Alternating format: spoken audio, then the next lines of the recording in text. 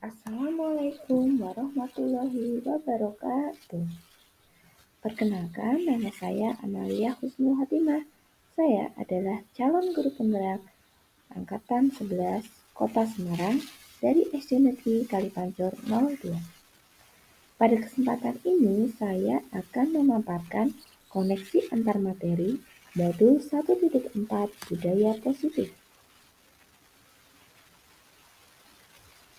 Tugas ini disusun oleh saya sendiri serta bimbingan Ibu Rosalina Hutahian sebagai fasilitator dan Ibu Alita Rahmi Sintasari sebagai pengajar kelas D. Peran menciptakan budaya positif di sekolah, yaitu menjadi guru harus memiliki kemampuan atau modal diri untuk mewujudkan budaya positif di sekolah. Budaya positif tersebut bisa dilakukan dengan menerapkan konsep-konsep inti, semisalnya disiplin positif, memahami motivasi perilaku manusia yang berkaitan dengan hukuman dan penghargaan, posisi kontrol guru, membuat keyakinan kelas atau sekolah, dan penerapan segitiga restitusi dalam penyelesaian masalah. Saling keterhubungan atau koneksi antar modul 1.4 dengan materi sebelumnya yang saya pelajari pada modul 1.1 Filosofi Pemikiran Ki Hajar Dewantara, modul 1.2 Nilai dan Peran Guru Penggerak, dan modul 1.3 Visi Guru Penggerak adalah dengan menjalankan budaya positif di sekolah, maka akan mempermudah dalam proses untuk mencapai tujuan pendidikan nasional yang sesuai dengan filosofi Ki Hajar Dewantara, di mana pendidikan yang berpihak kepada murid, yang bersifat menuntun atau tumbuh hidupnya kekuatan kodrat yang ada pada murid. Ada beberapa hal yang sudah saya pelajari di modul 1.4, di antaranya disiplin positif.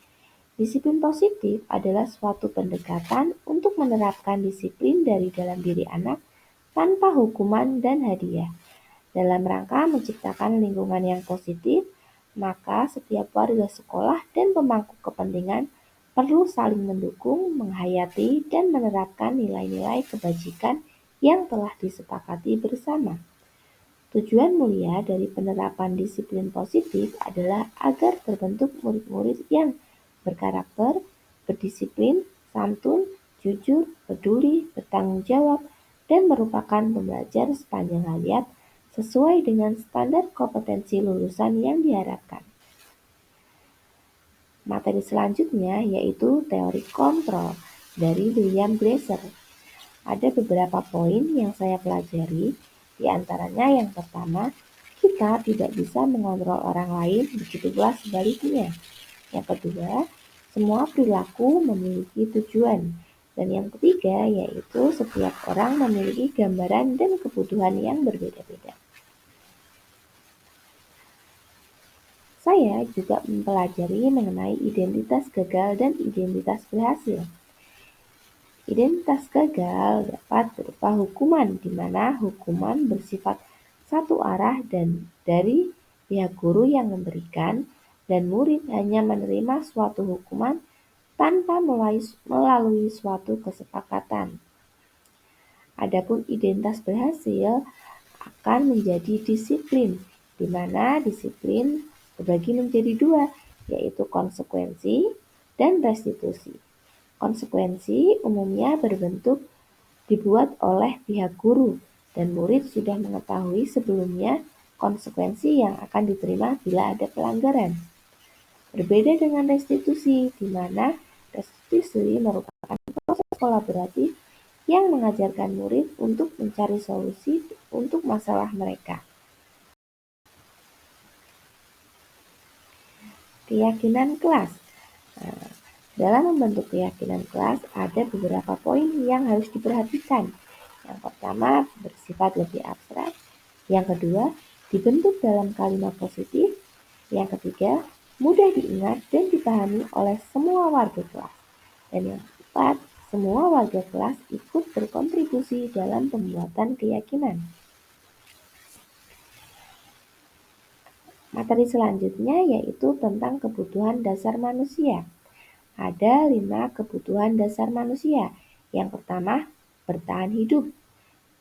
Kebutuhan ini bersifat fisiologis untuk bertahan hidup seperti kesehatan, rumah, dan makanan. Yang kedua yaitu kasih sayang. Kebutuhan ini erat hubungannya dengan hubungan dan koneksi sosial. Kebutuhan untuk memberi dan menerima kasih sayang, dan kebutuhan untuk merasa menjadi bagian dari suatu kelompok. Kebutuhan yang ketiga yaitu penguasaan.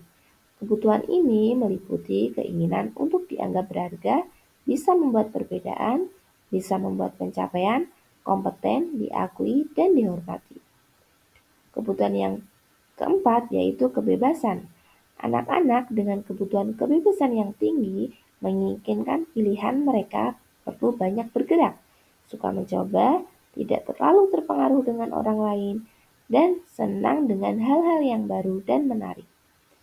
Kebutuhan yang terakhir yaitu kesenangan, di mana kebutuhan untuk mencari kesenangan, bermain, dan tertawa.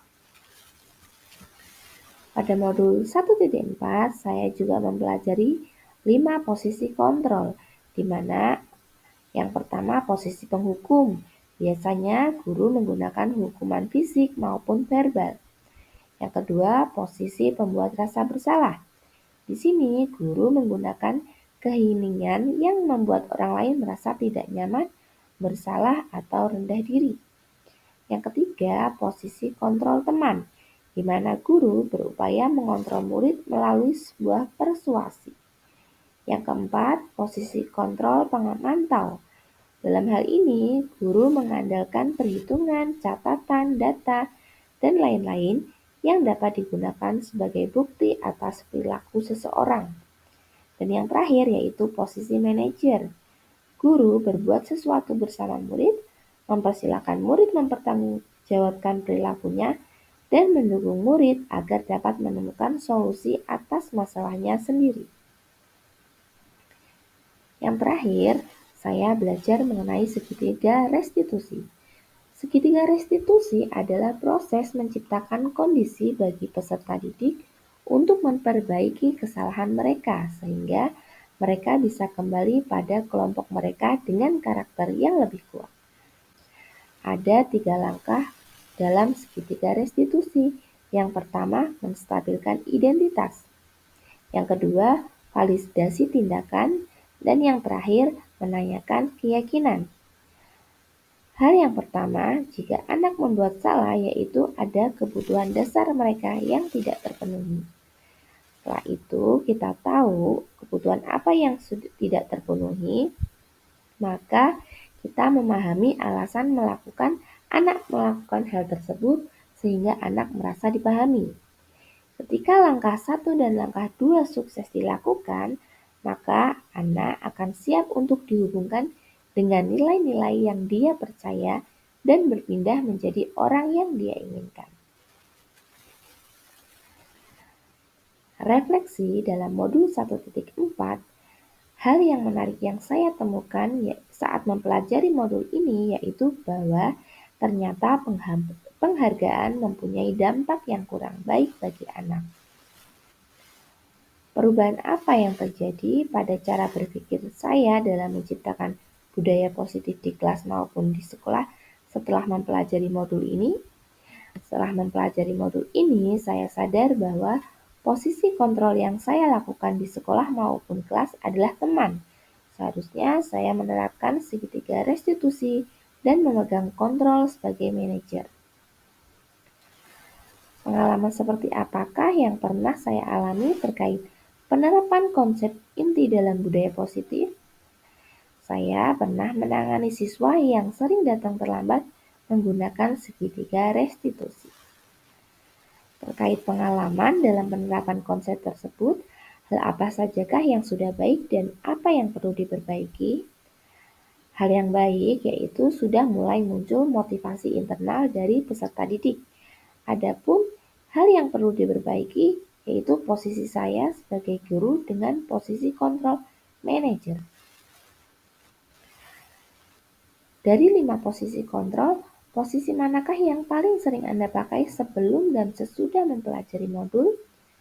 Sebelum mempelajari modul, saya berada di posisi pembuat rasa bersalah, di mana saya menanamkan sikap agar anak-anak merasa sedih karena telah melakukan kesalahan. Adapun sesudahnya, posisi kontrol yang saya terapkan yaitu sebagai manajer, di mana saya menekankan bahwa jika ada anak salah, maka ada kebutuhan dasar yang belum terpenuhi. Sebelum mempelajari modul ini, saya tidak pernah menerapkan segitiga restitusi dengan sempurna. Saya hanya memvalidasi tindakan anak saja. Setelah mempelajari modul ini, saya mulai menerapkan restitusi sampai dengan menanyakan keyakinan. Hal-hal lain yang penting untuk dipelajari agar budaya positif dapat tercipta yaitu adanya kolaborasi antar sekolah, orang tua, dan masyarakat. Demikian tugas koneksi antar materi yang saya susun. Terima kasih. Salam dan bahagia.